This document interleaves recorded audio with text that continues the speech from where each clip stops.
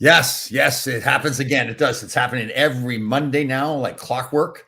We're a little bit early today because you couldn't wait to get on. The great Mark Huttenfink. How you doing there, bud? I'm doing great, man. How are you? Excellent, good. So I know people, I say this every week, but Mark has a company called Patriot Training Systems. He trains everybody from Navy SEALs to housewives and little kids and women, boxing ring. He's done it all. He was a strength and conditioning coach with the New York Rangers, the New England Patriots, all over the place. And we actually didn't know each other until we got on Facebook. They're doing stuff and became very good friends now. So I listened to a lot of stuff Mark says.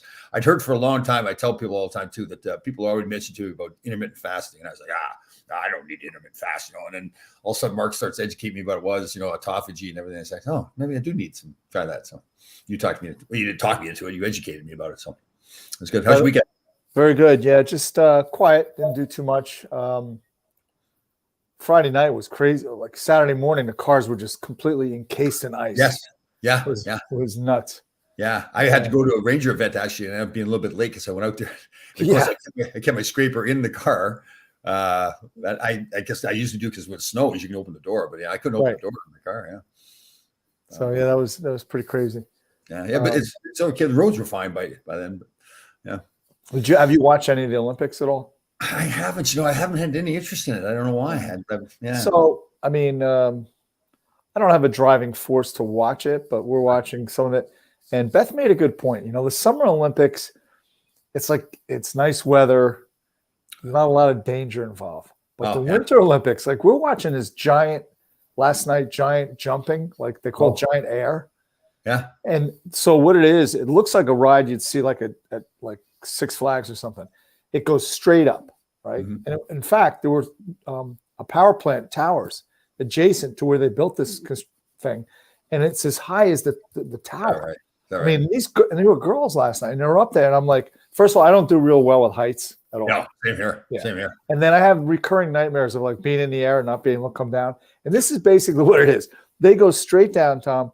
Then they hit a jump, and they go straight up, and it's like, certain camera angles really frightening because you're just airborne, and they do these spins and all this stuff. And Beth said, so the Summer Olympics, I tweaked my hamstring. You could die. You could die in the Winter Olympics. Yeah, you think of luge and all those kinds of things. Yeah. And of course, Michaela, I was going to say her name wrong, skiing the Super G last night, which is really skating. They're just on edges the whole time, And she took a digger, so she was out first run. And, is that right? Oh, yeah. She's a favored gold medal returner, but she's still got like 5 other events. But so it's just weird with no fans there and everything like that. A good friend here wants to know what your favorite event is. I kind of like that ski jumping stuff. No, the regular ski jump. See, I would jazz it up a little bit. Like I'd have like a pit of pythons that they got to get over. What's wrong with you? Oh, that's sick. I don't know what my favorite. I like some of those events, like when they do like those kind of unique events where they do the cross country skiing and the shooting. Shooting. I like when they do those little vignettes on some of the athletes, their backgrounds. And very cool. Yeah. They had the cross country on last night, and wow, those guys are without a doubt some of the fittest human beings on the planet. Yeah. You're influencing our friend Ron Jameson here. Like he's sick like you. Flaming ring to jump through. See, now that's another great idea. And I also think, Ron, like in the Summer Olympics, like for the 100-meter dash, they should put one fat dude in there just so you really get an idea of just how quick these guys are. Right. And give him like a 20-meter start too. There you go. Right. I like it. Have him wear a nice tight outfit and everything too. Yeah. That'd be nice. All right, so I'm not, I'm coaching, you coach a lot, and I'm coaching this girls team this year, and the girls are fantastic, each and every one of them. So when I tell the story, I'm not being critical of the girls involved, but we've got a team full of girls that are just fantastic as far as being to everything. The coach is good. I have team bonding sessions and off ice training, and then obviously the on ice and games and everything. And girls have always been on time and very dedicated.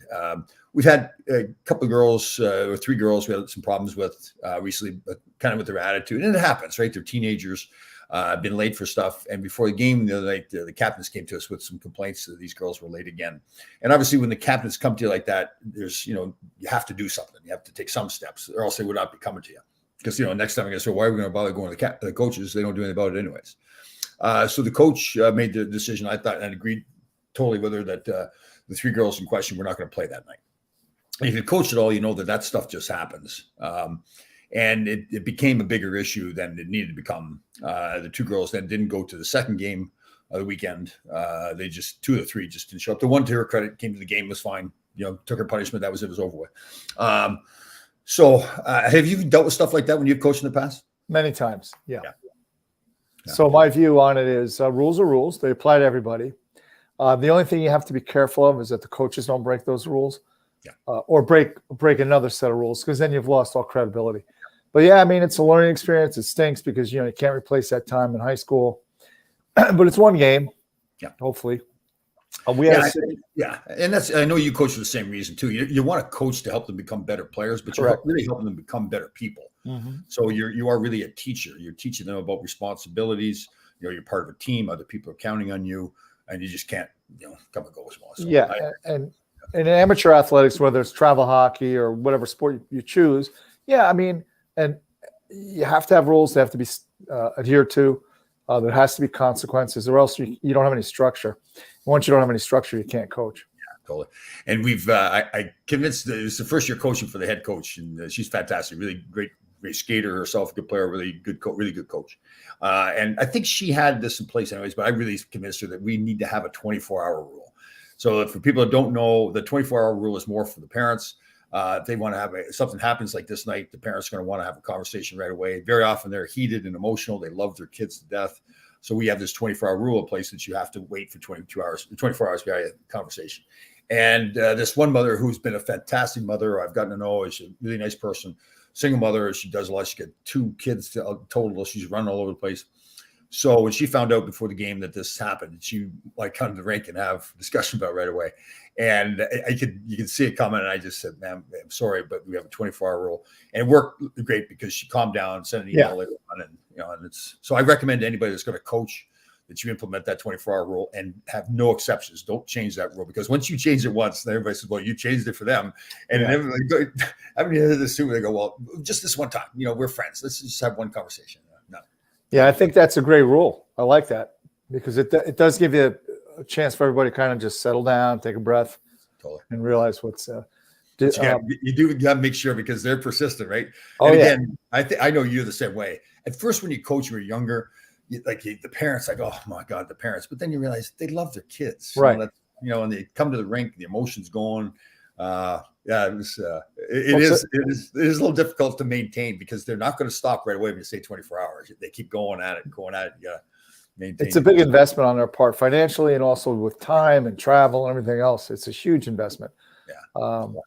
I had a situation with the junior A team that Bruce Driver and I had, and they had a 3-game trip. Traverse City. So they left Traverse City, coming back. They played Brighton, Michigan, and then they played Detroit, and they came home. Right. Mm-hmm. So it's a long bus ride home, and I get a call from. We had a guy travel with the team. I didn't make the trip. Driver didn't make the trip. We have another guy that coached, Dave Laura, had coached in the East Coast League. And this league was an overage league. You could play to your 22nd birthday. So I had I think out of 20-man roster, 23-man roster, probably 15 or 12 overage guys. Oh. So I get a call from the guy that traveled, and he said, "Hey, listen, we had an incident at the hotel.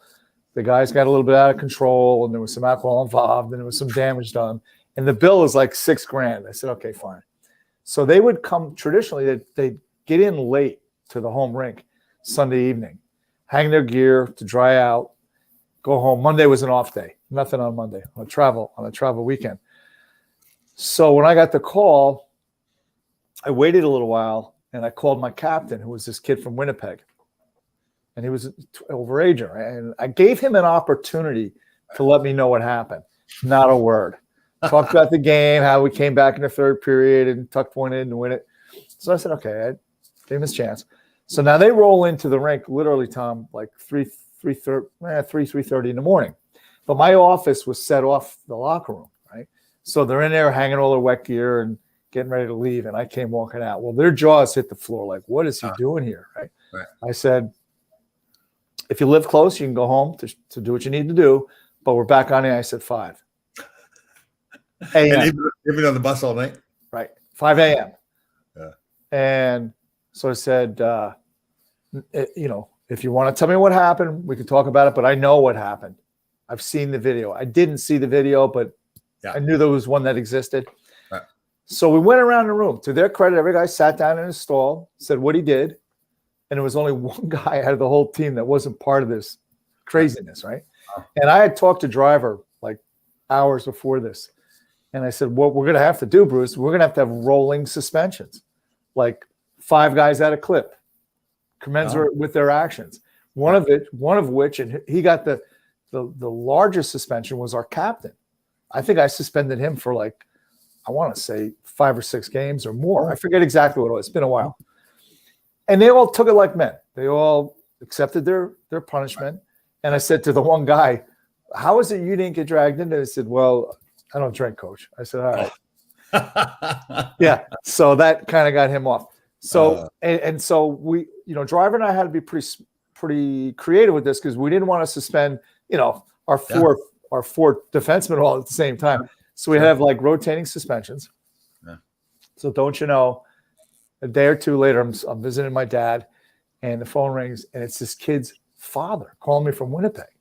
Right. Wants to know what happened. So I told him the story. And I won't use the kid's name. He's a good kid. But I said, listen, sir, I'm going to tell you right now, your son's 21. He's an adult. He's responsible for his actions. And I'll talk to you about anything you want to know. But now regarding this, what's done is done. That's what's happening. Right. Yeah. And guess what? We were able to, we went through this whole, I forget how long it took, Tom, but probably a good month of games or more before we got everybody back. We didn't lose anything. I think maybe we lost 1 game. You got to do it. I mean, the year I coached the same Greenwich High School as these girls I coached like 17 years ago, I coached the boys. Now, they'd had a problem the season before with a coach who was getting paid under the table by the parents. And, of course, therefore, he was, the parents were at bottom, really. So pulling he was shots. Yeah, kids were doing whatever they wanted to do. So I had to come in, as the one parent said from the movie Hoosiers, he says, you have to break the ponies. Yeah. So they, and I don't know if I ever told you this. Who was the longtime scout with Lou Lamoriello of the Devils? Dave Conti. Dave Conti. So when I first started coaching the kids, I was talking to Dave. I was still in the age of business. He and I got to be kind of buddies. He says that I was just starting to coach. He says, I know what you're thinking. You think because you played in the NHL, these parents are all going to listen to you. I'm going, absolutely, they're going to listen to me. And probably about 2 or 3 years later, we had another conversation. So how's that coaching going? They wouldn't listen at all. So I came in with this high school team. And I would say to them, listen, if the bus is leaving at 3:00, the bus is leaving at 3. If you're not on it, you're not playing. You're required to get to the game somehow, but you're not playing. We played some games with more people at the stands than there was at the bus. So I was telling this coach, the female coach, this is her first year of coaching. So when all this stuff hit the fan, I said, listen, I probably had 50 man games lost when I coached because that's what you got to do. Yeah. And you know that people are going to be upset about it. So, but the one thing I really realized too is that another thing I learned is at the start of the year, so just like you're saying with the conversation with that father, say, listen, okay, if you want to come and ask me questions, you certainly can at the appropriate time, appropriate place. But that's it. I'll answer your question. It's not a back and forth at that point.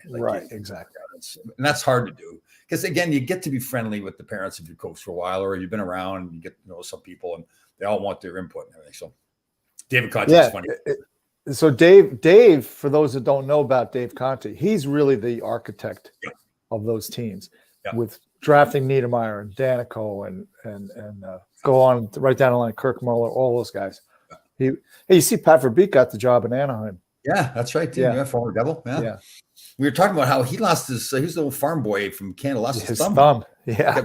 Get put back on, right? Or didn't get. And the way in fact, it was, I think his right hand when he shot right hand, and so it was his bottom hand. But the way they attached it was perfect. It fit right around his stick. Oh, he was working his dad's farm. Where's he from? Sudbury, I believe, up there. And he got caught in some kind of machinery. Came off.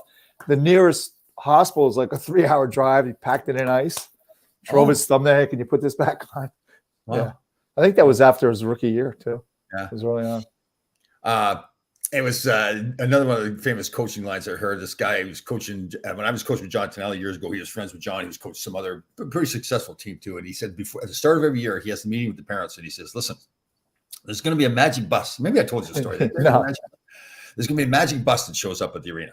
And he says, and all the parents are looking at him, what magic bus? He says, now you're all going to get on this magic bus. You don't know why you're getting on the magic bus, and you don't know where the magic bus is going. I guarantee at some point during the year. So what happens is, especially if the team's not doing well, the parents will all stand around, talk to each other, especially after the games. And they find a reason or something, some solution or what's gone wrong with the team.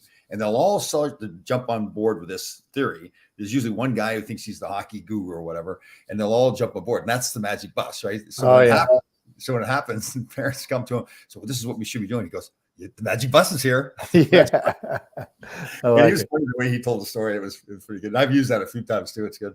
Well, the old saying in amateur sports in general is the best team to coach is a team of orphans. Yeah. Yeah. It was like, it's too bad these kids come with parents. Yeah. Yeah, exactly. Yeah.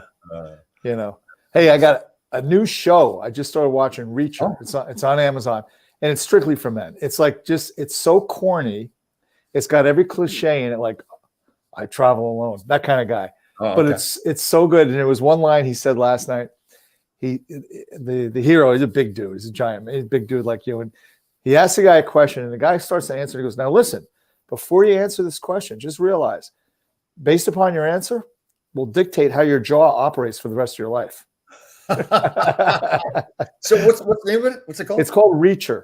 Oh, they were Jack Reacher. In fact, yeah. Tom Cruise had done a movie a while back, or maybe one or two of them. Yeah, he did two of them. Yeah, Reacher movies. This is an episodic series on Amazon, and again, it's like a cartoon. But for guys, like, because I only think it's fair. I got Beth gets to watch This Is Us and all these, so I get to watch something where. Like test level gets Punisher was like that too. Remember the old Punisher? Oh, that guy was great. The very first one. Yeah. With what's that girl, the blonde girl? She was married to John Stamos. Really pretty mom. Oh yeah. But yeah, that was a great film. Not a great film, but for guys, it's a good. Oh, it was definitely. Yeah. How about the big Russian guy they had come in? The big Russian in the kitchen, the fight scene in the kitchen. Yeah. So like my Filipino martial arts, Kali in particular, that's the predominant art they use when they choreograph a lot of fights in film, especially anything with a blade in it and a weapon. Yeah. Yeah. Very cool. Very good. And what's his name again? The little guy? I call him little guy. I don't know if that's appropriate.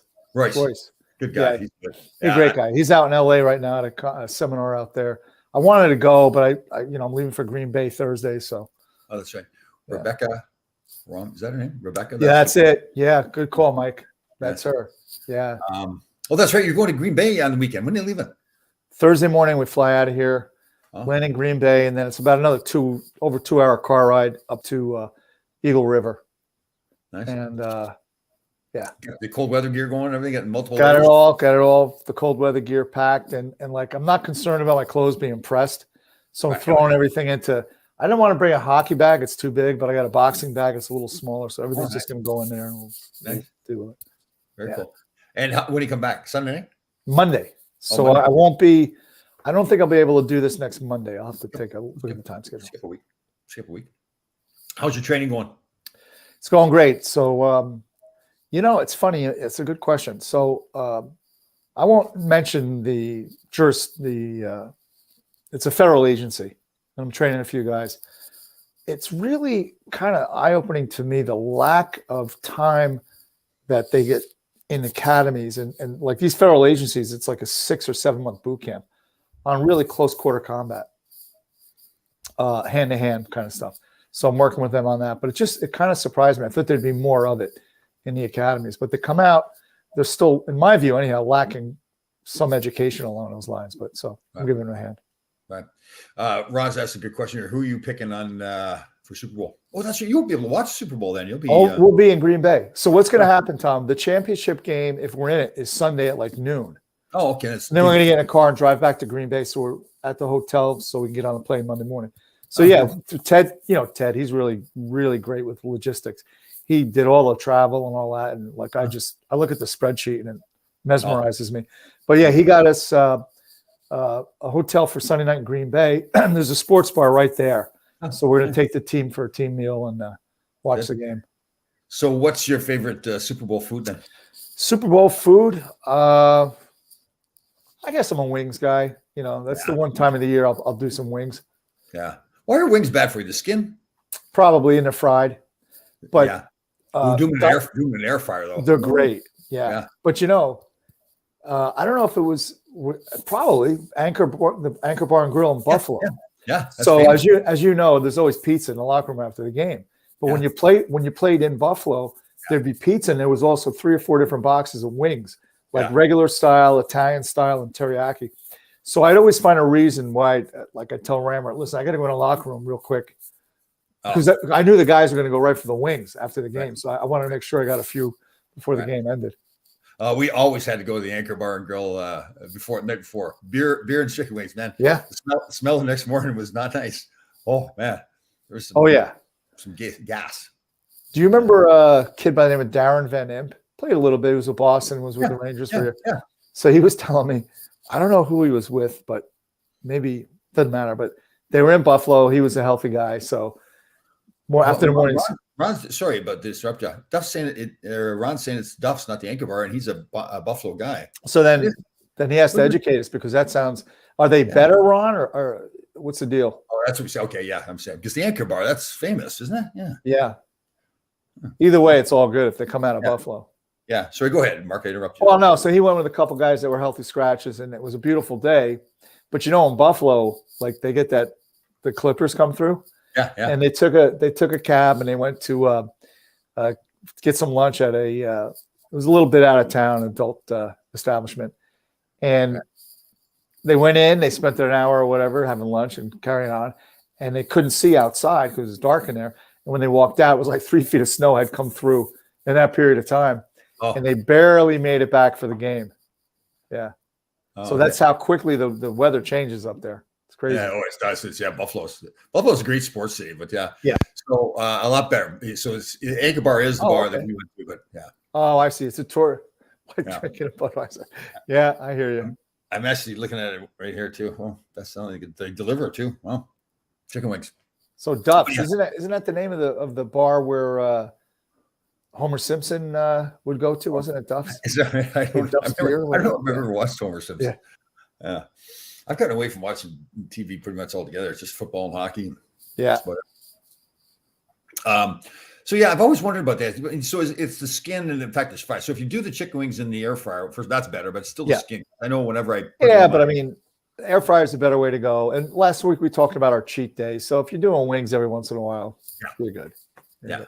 So it's got a lot of trans fat, right? Trans fat is the fat we do not want. Well, correct? Yeah, exactly. And it depends what they're frying them in. That's key too, is what kind of oil they're using. But the air fryer. So Dinosaur Barbecue in New York City. Yeah. Fantastic. And they're all air fry, not air fried, they bake them as opposed to frying them.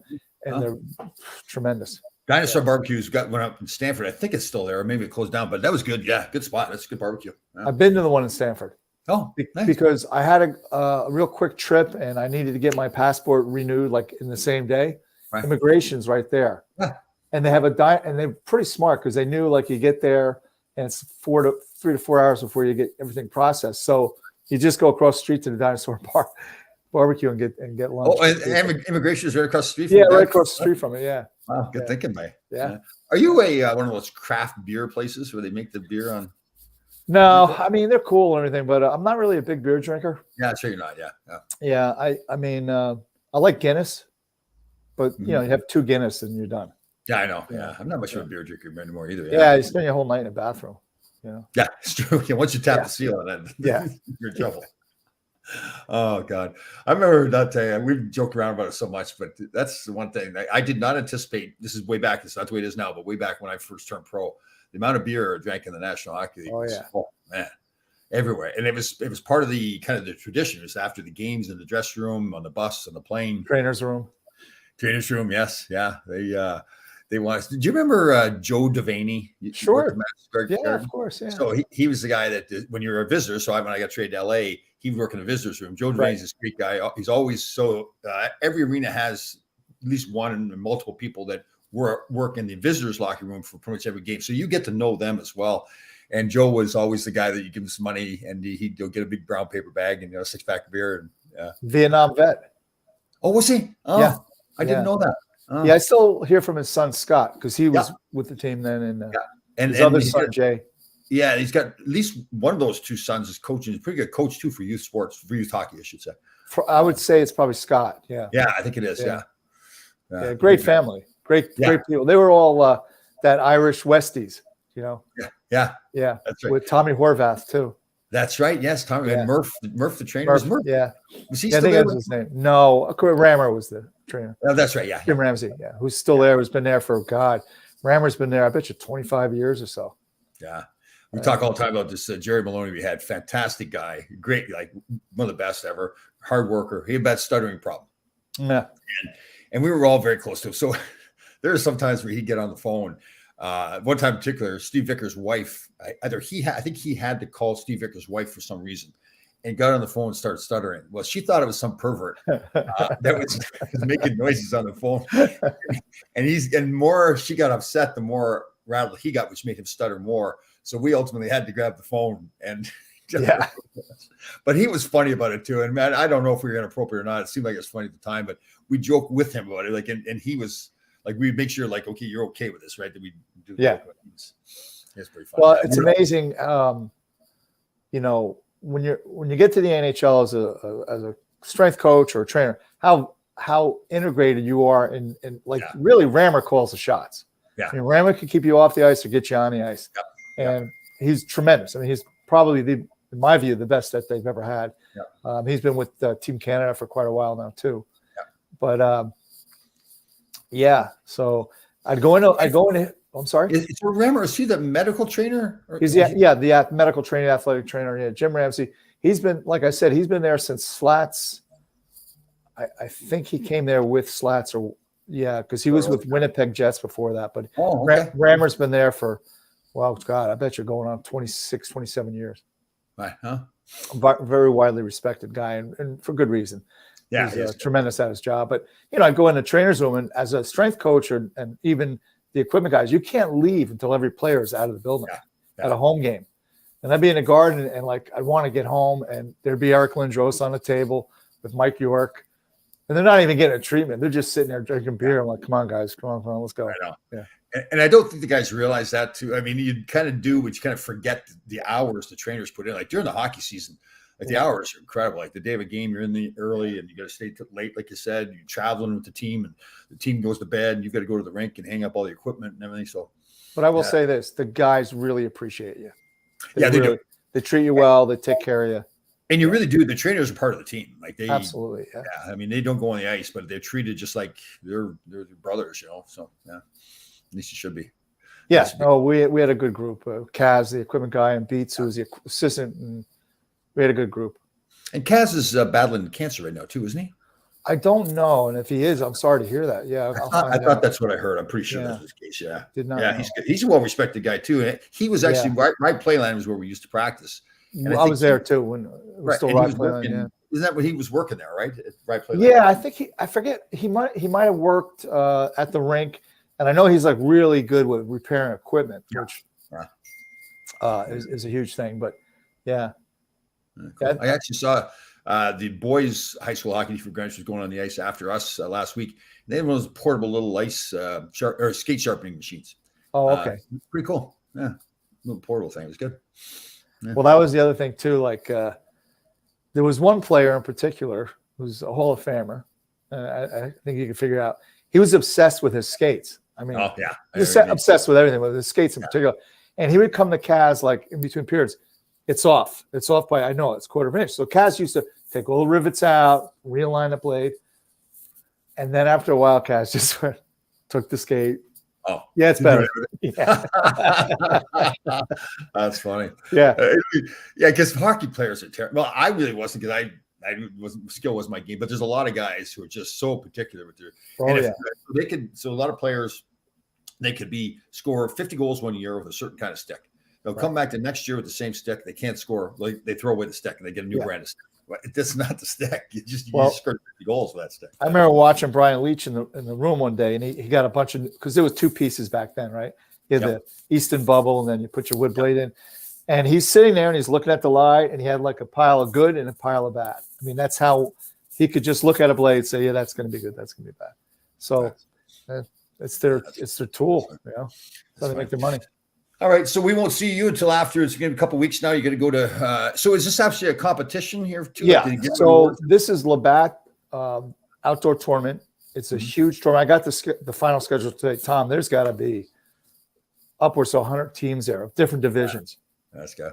So this is the first year that they have a disabled veterans. We're playing Motor City, which is Detroit, and Michigan. I forget the other team, but. That's very But cool. we've already got stuff planned with the other teams, like